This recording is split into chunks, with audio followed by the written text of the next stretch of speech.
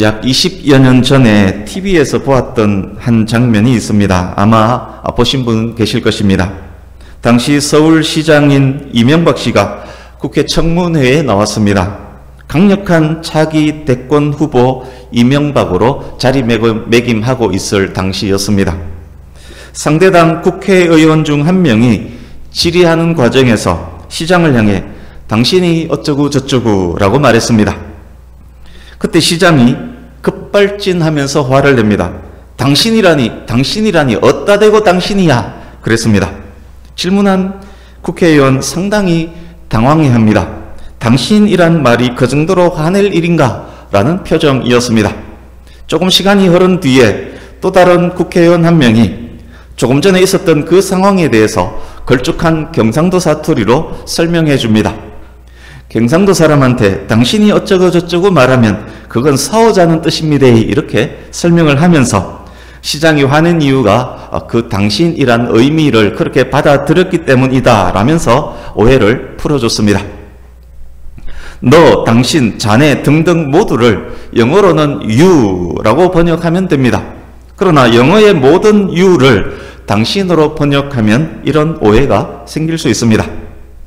그래서 국어 공부 잠깐 하려고 합니다. 바르게 알고 바르게 사용함이 경건한 신앙생활에도 도움이 될 것입니다. 예수님, 당신을 사랑합니다. 하나님, 당신을 예배합니다. 당신이란 단어가 여기에 바르게 사용된 것 맞는 것 같습니까? 잘못된 것 같습니까? 하나님께서 경상도 사투리도 아실 텐데 혹시 이 소리 듣고 화를 내면 어떡합니까? 사람을 향해서 정중하게 당신은 누구십니까? 라고 말하면 꽤 높임말이 됩니다. 남편이나 아내를 향해서 당신 얼굴이 피곤해 보이네요 라고 말하면 약간 높임말이 됩니다. 상대방 국회의원에게 당신 뭐하는 사람이야? 라고 하면 주먹 싸움도 일어날 수 있습니다. 사람에게 싸움이 될 수 있는 단어를 지존하신 하나님께 사용해서는 안 될 것입니다. 하나님께는 가장 높임말을 사용하는 것이 당연하고 마땅합니다. 사랑한다는 말일지라도 당신이라는 표현을 하나님께 사용하면 바르지 않는 것 같습니다. 그러나 하나님께 당신이라는 표현을 사용해도 될 때가 있습니다. 이것 때문에 아마 오해해서 막 이렇게 사용하고 있지 않나 싶습니다. 제가 설명드리는 것은 정확한 국어 문법입니다. 대상이 3인칭일 때는 당신은 극존칭 대명사가 됩니다. 예를 들어 보겠습니다. 며느리가 시어머니 눈앞에서 시어머니 바라보면서 당신이 하시면 되잖아요 라고 한다면 존칭이 될 수도 있지만 싸우자고 덤비는 것일 수도 있습니다. 그러나 두 며느리 동서간에 앉아서 자기 시어머니 이야기를 하면서 시어머니 당신이 우리에게 이렇게 말씀하셨어 라고 말한다면 그때 당신은 시어머니를 향한 극존칭입니다. 이해되시죠? 2인칭과 3인칭의 차이입니다. 하나님이 3인칭으로 계실 때 당신이란 단어를 사용하면 극존칭의 바른 표현입니다. 목사님이 예를 들어 성도들에게 설교할 때 하나님 당신께서 이렇게 말씀하셨습니다 라고 한다면 매우 바른 표현입니다. 그러나 하나님이 말씀하셨습니다 라고 하지 굳이 그런 표현을 잘 사용하지 않습니다. 바른 표현은 잘 쓰지 않지만 잘못된 표현은 자주 쓰곤 합니다. 찬양할 때마다 거슬리는 가사가 있습니다. 예를 들어 보겠습니다. 당신은 평강의 왕, 당신은 영광의 왕. 이때 당신은 2인칭입니다. 하나님을 향해서 고백하는 것입니다. 내가 하나님을 2인칭으로 해서 고백하는 중입니다. 하나님을 향해 고백함에 버릇없는 가사일 수 있습니다. 그러니까 주님은 영광의 왕, 주님은 평강의 왕이 바른 표현일 것입니다. 만약 이때 당신은 영광의 왕 이것이 우리끼리 예배하면서 하나님을 3인칭으로 사용했다면 바른 표현일 수는 있습니다. 오 주여 당신께 감사하리라 실로암 내게 주심을 역시 버릇없는 가사일 수 있습니다. 당신이 2인칭이기 때문에 그렇습니다. 주보에 있는 악보를 보십시오. 그래서 그 부분 가사를 제가 오 주여 주님께 감사하리라 실로암 내게 주심을로 제가 고쳐버렸습니다. 그래서 앞으로 우리는 오 주님 당신께 감사하리라가 아니라 오 주님 주님께 감사하리라 이렇게 찬양함이 바를 듯합니다. 아무렇지 않게 여기면 그냥 넘어갈 수도 있겠습니다만 이런 부분까지 신경 써서 우리가 찬양하고 기도할 수 있다면 하나님 향한 경외심은 더 진실해질 것입니다. 지금 왜 이 말씀을 드리느냐, 미리 왜 드리느냐, 오늘 본문이 실로암과 관련된 말씀이고 실로암 찬양의 가사에도 집중해 보려고 하기 때문입니다. 본문의 의미를 알고 보면 당신께 이 부분만 고치면 실로암 찬양의 가사는 너무도 영성 있는 좋은 찬양입니다. 실로암 찬양을 신상근이란 분이 작사 작곡했습니다. 1980년대 초반 고등학교 3학년인 신상근이 신학을 해서 목사가 되겠노라 서원하면서 만든 곡입니다. 고등학교 3학년이 만든 곡입니다. 신학은 했지만 얼마 후 그렇지만 신학교를 떠납니다. 하는 사업마다 실패합니다. 고생과 고통, 극심한 스트레스를 겪습니다. 39살 때 폐암 말기 2개월 시한부 판정을 받습니다. 다시금 하나님께 돌아와 회개합니다. 암을 이겨냅니다. 건강을 회복하고 20년 만에 다시 신학교로 돌아갑니다. 2008년에 안수받았고 현재 담임 목회를 하고 있습니다. 60대 초중반의 나이 담임 목사님입니다. 어두운 밤에 캄캄한 밤에 새벽을 찾아서 많이 헤맸습니다. 여기에서도 저기에서도 새벽을 찾지 못했습니다. 결국 돌아왔고 영의 눈을 뜯고 목회자가 되었습니다. 보통의 경우 깨달음과 신앙의 체험이 찬양의 가사가 됩니다만 신상근 목사님의 경우 미리 곡을 만들었고 알고 만들었는지 깊이 모르고 만들었는지 잘 모르겠지만 미리 곡을 만들고 이후에 그 가사가 실제 경험이 되고 알고 보니 너무도 잘 만든 가사라는 그렇게 결론적으로 그렇게 되는 그런 경우입니다. 이번엔 저의 경험입니다. 40대 중반의 나이에 이것저것 다 무너진 상태에서 목회자의 길을 가야 하는지 가야 한다면 하나님의 뜻이 맞는지를 고민하고 있을 때입니다. 하나님께서 뜻하심이 맞다면 소명에 대한 확신을 주십시오라고 기도할 때였습니다. 그때 말씀으로, 꿈으로, 환상으로, 환경으로 사람을 통해서 반복해서 소명을 확인시켜 주셨습니다. 예전 설교 중에 한번 말씀드린 내용입니다만 그 중 하나를 말씀드리겠습니다. 그 당시 새벽 예배 후에 기도 중이었습니다. 환상 가운데 예수님이 제 앞에 딱 나타났습니다. 예수님의 얼굴 피부는 흑인처럼 검었습니다. 흑인의 입술이 두툼하지 않습니까? 예수님의 입술이 굉장히 두툼합니다. 예수님께서 자신의 그 두툼한 입술 위에 작은 알갱이 흙을 올려놓고서는 손으로 침과 그 흙을 섞어 이기고 있었습니다. 그러더니 갑자기 이긴 그 흙 알갱이를 손가락에 찍어서 제 왼쪽 눈에 확 묻혀버렸습니다. 아, 따가워 하면서 환상에서 깨어났습니다. 환상의 의미를 한참 동안 몰랐습니다. 왜 흙과 침을 내 눈에 바른 거지? 나의 영안을 열어주시려나? 그때는 그 정도로만 생각하고 말았습니다. 이후에 조금 후에 다시 설명드리겠습니다. 오늘 본문 표시해 두시고 창세기 49장으로 가보겠습니다.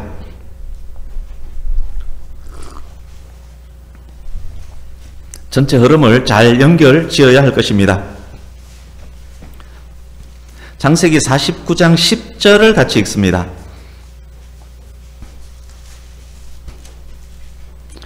구약성경 78페이지 창세기 49장 10절 같이 읽습니다. 시작.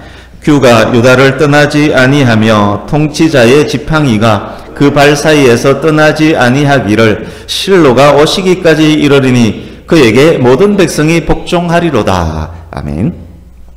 야곱이 넷째 아들 유다를 축복하고 있습니다. 유다의 후손에게서 통치자가 계속 나올 것인데 실로가 오시기까지 계속될 것이라고 복을 빌어주고 있습니다. 실로가 오시기까지. 실로가 무엇을 말함일까요? 실로는 구약성경 전체에서 딱 여기 한 곳에만 나옵니다.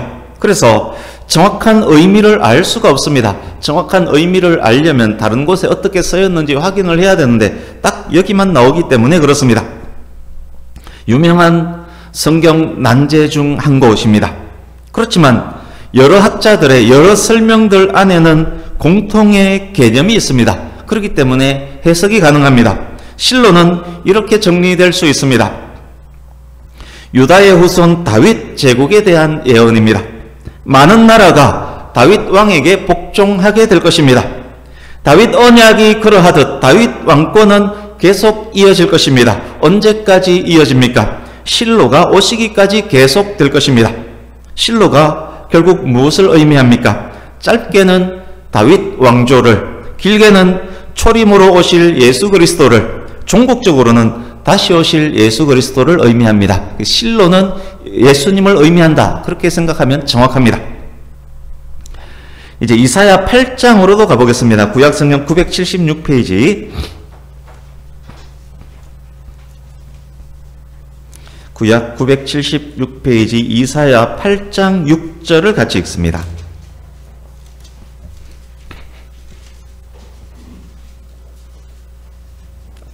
이사야서 8장 6절. 찾기가 힘든 분은 그냥 들으시기만 해도 상관없습니다. 8장 6절 같이 읽습니다. 시작. 이 백성이 천천히 흐르는 실로와 물을 버리고 르신과 르말리아의 아들을 기뻐하느니라. 아멘. 실로아 역시 구약성경 여기에만 나오는 단어입니다. 보내다의 의미를 가진 단어입니다. 수원, 그러니까 물의 원천, 수원에서 보내진 물이 천천히 예루살렘 인근 개천을 따라서 꾸불꾸불 흐르고 있습니다. 사나운 유브라데 강과 대조되고 있는 실로아입니다. 이 말씀은 유다 백성들이 근원에서 흘러나와 예루살렘 인근을 천천히 흐르는 좋은 실로아 물을 버리고 아수르를 기뻐하였다라는 의미입니다. 유다가 버려버린 실로아는 무엇을 의미하는 것 같습니까? 역시 이것도 나중에 다시 설명을 하겠습니다. 이제 본문으로 가시면 됩니다. 본문 가기 전에 이따가 성경 하나 더 찾을 것입니다. 잠깐만 기다려 주십시오. 오늘 본문에 실로암 못이 나옵니다. 실로암 연못의 역사에 대해서도 짧게 확인하겠습니다. 역대하 32장으로 갑니다. 구약성경 702페이지. 성경 찾는 것은 여기가 마지막입니다. 구약성경 702페이지 역대하 32장 30절을 같이 읽습니다.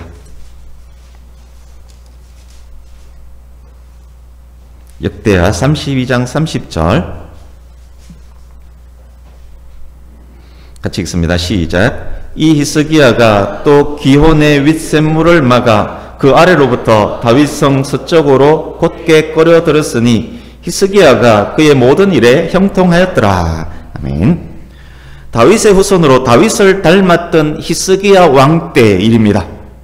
아수르의 사네립이, 아수르는 아시리아입니다. 아수르의 사네립 왕이 예루살렘을 침공하려고 합니다. 당시 유일한 물의 원천은 예루살렘 성 밖에 있는 기혼샘입니다. 만약 아수르가 예루살렘 성을 포위한다면 물까지 차단되기 때문에 꼼짝없이 당하고 말 것입니다. 그래서 히스기야가 수로 공사를 합니다. 이사야 선지자가 말했었던, 아까 조금 전에 확인했었던 그 실로아를 수로로 연결합니다. 바위를 뚫고 533m의 터널을 만듭니다. 기혼샘의 물을 수로를 통해서 예루살렘으로 보냅니다. 그리고 성 밖의 샘은 덮어버립니다. 수로를 통해 보내진 물이 모이는 곳이 바로 길이 19m, 너비 6m의 실로암 연못입니다. 실로암이 적들의 포위 공격에도 생명을 유지할 수 있도록 만든 생명의 물이었던 것입니다. 예수님 당시 이 연못 인근에 망대가 있었습니다. 예수님께서 망대가 무너져서 18명이 죽는 사고에 대한 말씀을 하실 때가 있습니다. 망대가 있었다는 것은 이 연못이 그만큼 중요했다는 의미입니다. 이제 본문으로 갑니다. 처음에는 1절에서 7절 전체를 전하려고 했는데 준비하다 보니 시간이 너무 많이 걸릴 것 같아서 1절, 7절 전체를 배경으로는 하되 6절과 7절에 포커스를 두고 전하겠습니다. 먼저 8장 59절을 보십시오. 본문 배경 장소는 예루살렘 성전에서 멀지 않은 예루살렘 성내입니다.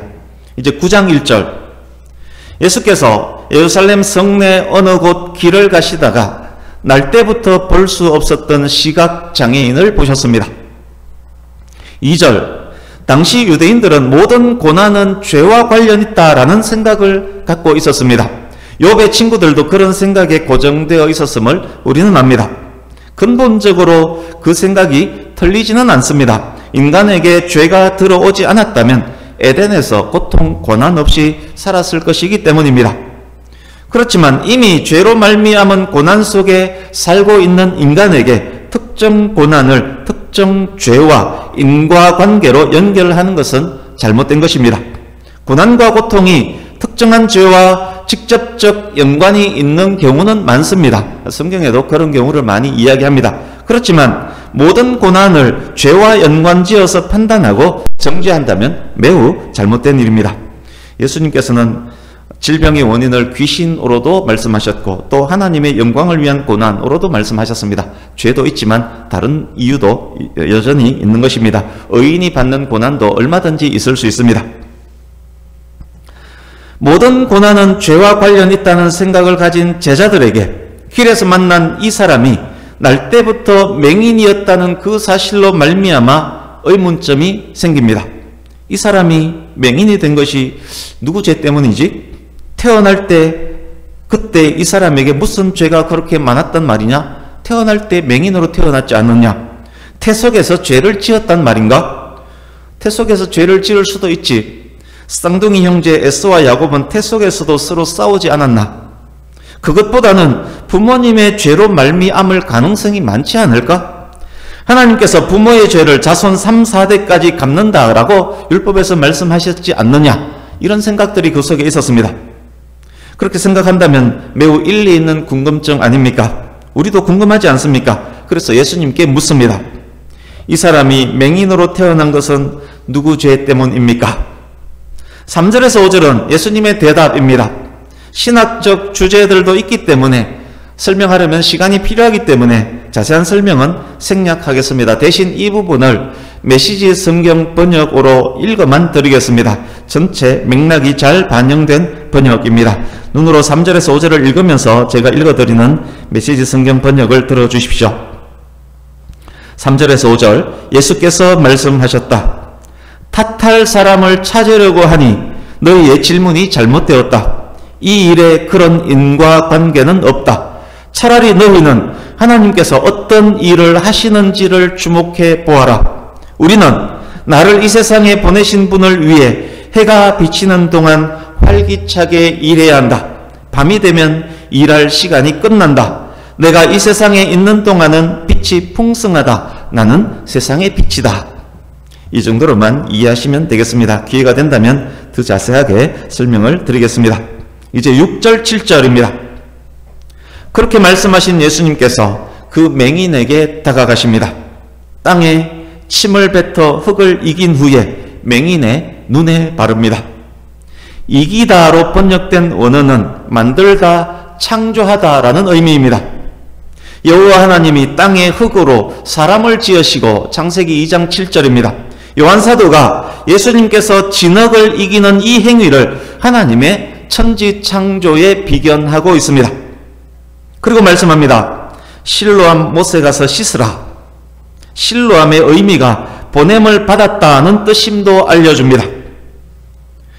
예수님이 이 말씀을 들었을 때 맹인의 마음은 어땠을까요? 여기서 실로암 연못까지 거리가 얼만데, 실로암은 다윗성 동남쪽 모서리에 있습니다. 그렇기 때문에 이 위치가 어디 있는지 정확히 모르지만 실로암 목까지 가는 데는 꽤 먼 거리입니다. 맹인이 속으로 생각했을 것입니다. 실로암 연못까지 거리가 얼만데, 진흙이 눈에 들어가서 따가워 죽겠는데 이 상태로 거기까지 더듬으면서 가라고? 아니 그냥 낫게 해주시지 왜 진흙 발라서 거기까지 가라고 하신대? 엘리사로부터 문둥병 치료받았던 나아만 장군 아시지요? 요단강물에 7번 씻으라는 말에 처음엔 성질내지 않았습니까? 어쩌면 그때의 나만과 같은 마음이 맹인에게 있었는지 모르겠습니다. 그러나 아무 말 하지 않고 성질 부리지 않고 말씀에 순종합니다. 나만이 한 번, 두 번, 7번까지 씻으면서 기다렸던 그 시간보다 훨씬 더 긴 시간을 더듬으며 실로암 못까지 걸어갔습니다. 그런데 궁금하지 않습니까? 몇 주 전 말씀이 맹인 거지 바디메오에 대한 말씀, 주일낮 설교로 전했습니다. 바디메오는 예수님을 만난 바로 그 현장에서 단지 예수님의 말씀만으로 즉각 치유함을 받고 즉각 보게 되었습니다. 그런데 왜 본문의 맹인에게는 진흙과 침을 이겨서 눈에 바르시고 그 먼 길을 더듬어 가게 하시고 꼭 거기서 씻으라고 하시는지요? 바디메오는 예수님에 대한 지식이 이미 있었습니다. 바디메오에게는 예수님이 메시아임에 대한 확신이 이미 있었습니다. 그렇기 때문에 다윗의 자손 예수여 라고 부를 수 있었던 것입니다. 그 믿음으로 방해하는 장애물들에 아랑곳하지 않고 더 큰 소리로 적극적으로 매달렸습니다. 그 믿음을 보신 예수께서 현장에서 말씀으로 고쳐주셨습니다. 그러나 본문 속 맹인은 좀 다릅니다. 11절 보십시오. 예수라 하는 그 사람이, 이 사람이 보게 된 이후에조차도 예수님에 대해서 알지를 못하고 있습니다. 바디메오의 믿음에 한참 미치지 못합니다. 그에게 예수님은 메시아가 아닌 그 사람이었습니다. 이 사람에게는 믿음이 생길 시간이, 생각할 시간이 필요했습니다. 예수님께서 그 시간을 허락하신 것입니다. 나만이 7번까지 인내하며 요단강에 몸을 담궜던 그 시간과 비슷합니다. 더듬어 걸어가면서 무슨 생각을 했을 것 같습니까? 여러분께서 이 맹인과 스스로를 동일시하면서 들어보십시오. 아마 이런 생각을 했을 것입니다. 지금까지 나에겐 아무런 희망도 없었다. 그냥 깜깜한 세상에서 살다가 비참하게 죽는 것이 나의 운명이었다. 사람들이 나를 보더라도 전혀 불쌍하게 여기지 않는다. 오히려 큰 죄인 취급한다. 너는 태에서부터 죄를 지었지, 너의 부모님이 많은 죄를 지었지 라고 말한다. 인과응보야, 너는 고통당해도 싸 라고 말한다. 지금까지 어두운 밤이었다. 새벽을 기대할 수 없는 밤이 계속되었다. 닭이 울고 새벽 종이 쳤지만 나는 늘 밤이었다. 실로암에서 씻으라 한 사람이 예수랬지. 그분의 목소리에 엄청난 위험이 느껴졌는데 어떤 사람이 맹인들 눈뜨게 했다는 소문이 들리던데 혹시 이 사람이 그 사람인가? 나도 눈을 뜰 수 있으려나? 나에게 새벽이 오려나? 만일 볼 수 있다면 지금이 새벽 같지 않은 차가운 새벽이네. 이 시간이 차가운 새벽이라면 아무리 차갑더라도 새벽이 나에게 올 수 있다면 정말 좋겠다. 그러면서 더듬으며 걸어갔습니다.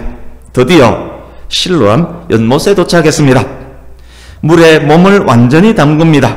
7절에 있는 씻다로 번역된 원어는 몸 전체를 닦다라는 의미로 더 많이 쓰이는 단어입니다. 아마 물에 몸을 완전히 담갔을 것입니다. 눈을 깨끗이 씻습니다. 얼굴도 깨끗이 씻습니다. 눈을 떠봅니다. 빛이 들어왔습니다. 보입니다. 밝게 잘 보입니다. 난생 처음 육신에 눈을 떴습니다. 마치 하나님께서 흙으로 빚으셨던 아담이 눈을 뜬 듯합니다. 깜깜한 밤이 차가운 새벽이 되었었고 그 차가웠던 새벽이 광명한 아침으로 바뀌었습니다. 이제 35절에서 38절을 보십시오.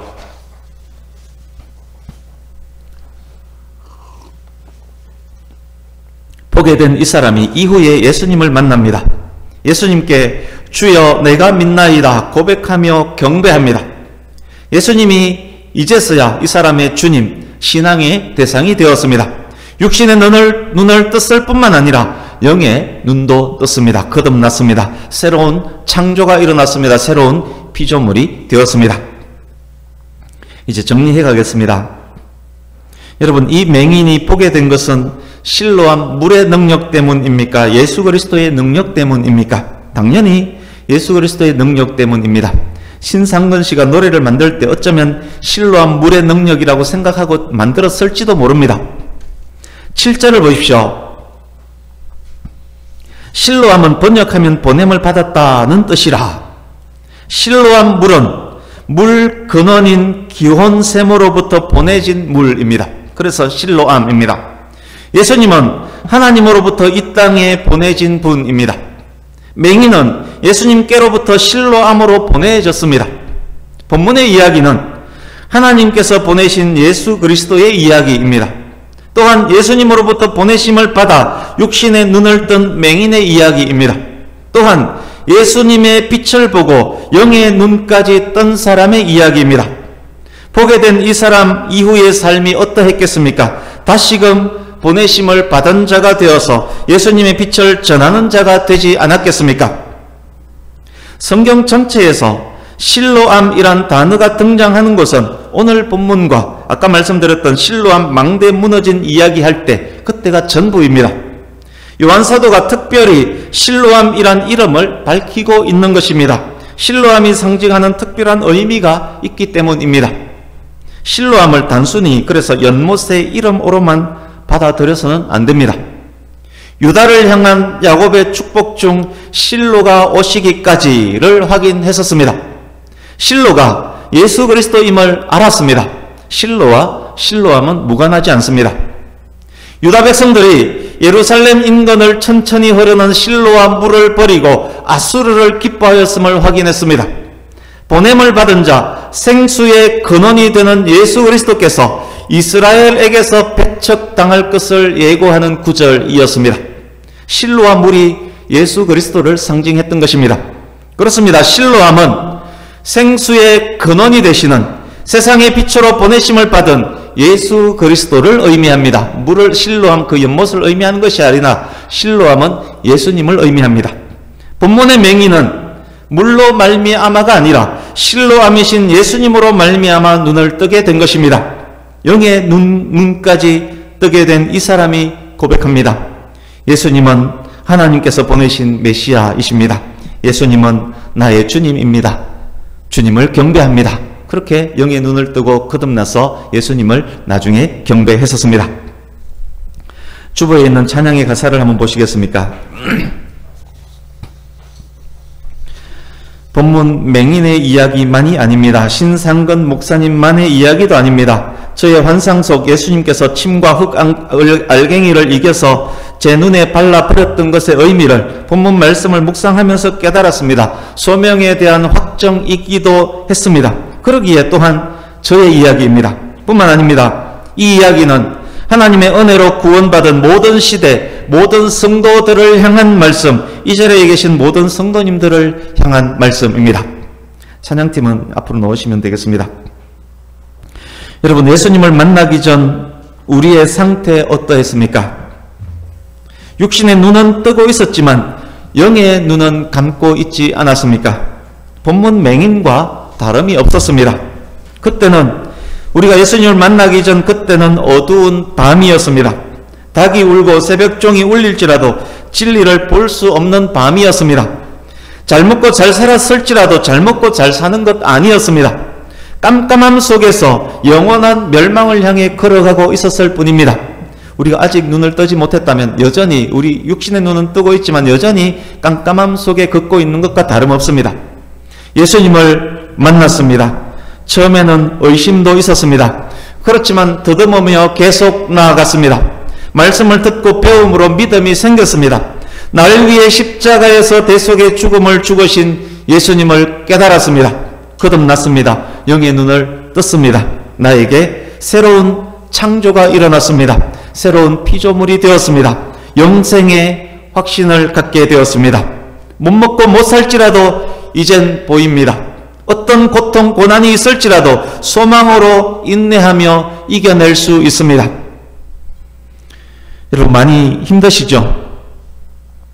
악한 세상 속에서 하나님의 백성으로 살아가기가 만만치 않지 않습니까? 그러나 성도이기에 아무리 깜깜할지라도 이겨낼 수 있습니다. 거듭난 성도가 하나님께 고백합니다. 오 하나님, 오 주님, 나의 주님께 감사합니다. 무엇보다 독생자 예수님을 이 땅에 보내주셨음에 감사합니다. 무엇보다도 실로암이신 예수님을 보내주셨음에 감사합니다. 바라고 원합니다. 실로암이신 예수님을 떠나지 않게 하옵소서. 행여 잘못된 길에 빠질지라도, 행여 연약함으로 깜깜함 속에 다시 들어갈 때가 있을지라도 속히 돌이키어 실로암이신 예수님께로 돌아오게 하소서. 예수님이란 나무에 꼭 붙은 가지가 되게 하소서. 그래서 좋은 열매 주렁주렁 맺게 하소서. 그래서 더욱 하나님의 영광 나타내게 하소서. 실로암 찬양 가사 속에 있는 의미가 아니겠습니까? 독생자 보내신 하나님의 크신 은혜와 사랑에 감사하는 찬양입니다. 하나님의 보내신 바 되어 이 땅에 오신 빛 예수 그리스도를 찬양하는 찬양입니다. 예수님의 보내신 자, 세상의 빛의 역할을 감당하는 성도의 삶을 다짐하는 찬양입니다. 오늘은 이 찬양을 함께 드림으로 말씀을 마치려고 합니다. 우리의 신앙 고백, 우리의 감사, 우리의 다짐도 될 수 있기를 바랍니다. 이 찬양을 하실 때 오주님, 오주여 당신께 라고 하지 마시고 오주님, 오주여 주님께 감사하리라로 바꾸시기 바랍니다. 처음에는 2번 부를 텐데 처음에는 좀 천천히 찬양하겠습니다. 찬양합니다.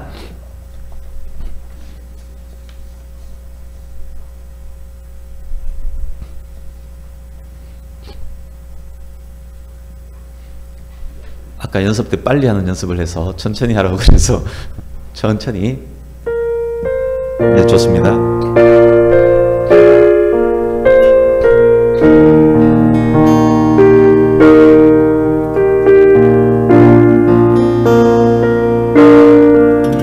가사를 생각하시면서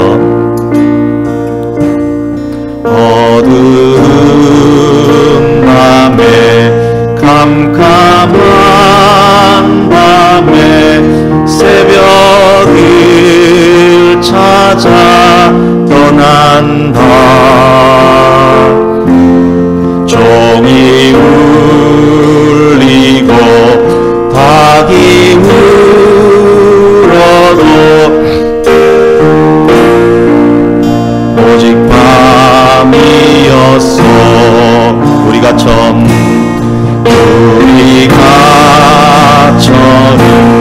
만난 그때는 차가운 새벽이었어.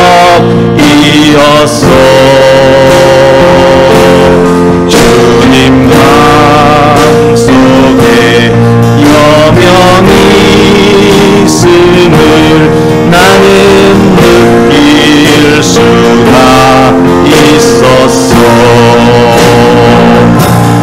오주여 주님께 감사하리라. 실로암 내게 주심은 나에게 영원한 사랑 속에서 떠나지 않게. 좀 빨리 하겠습니다. 어두운 밤에 깜깜 새벽을 찾아 떠난다.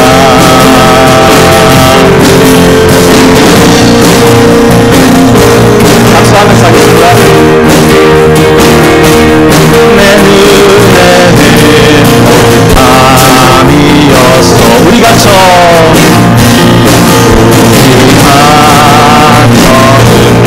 만난 그때는 차가운 새벽이었어. 주님 마음속에 여명이 있음을 나는 느낄 수가 있었어.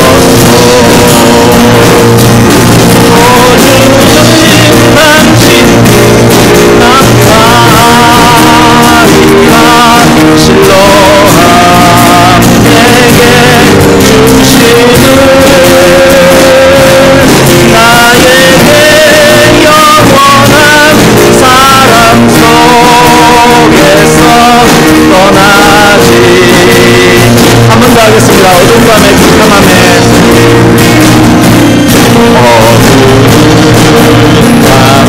어두운 밤에 캄캄함에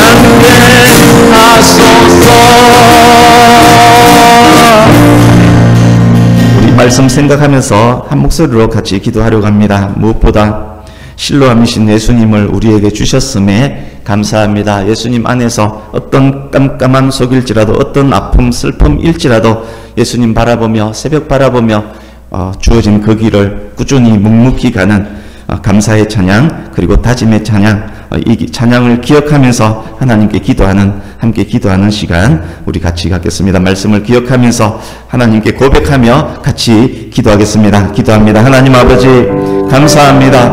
아버지 하나님 감사합니다. 무엇보다 실로암 예수 그리스도를 우리에게 주셨음에 감사합니다.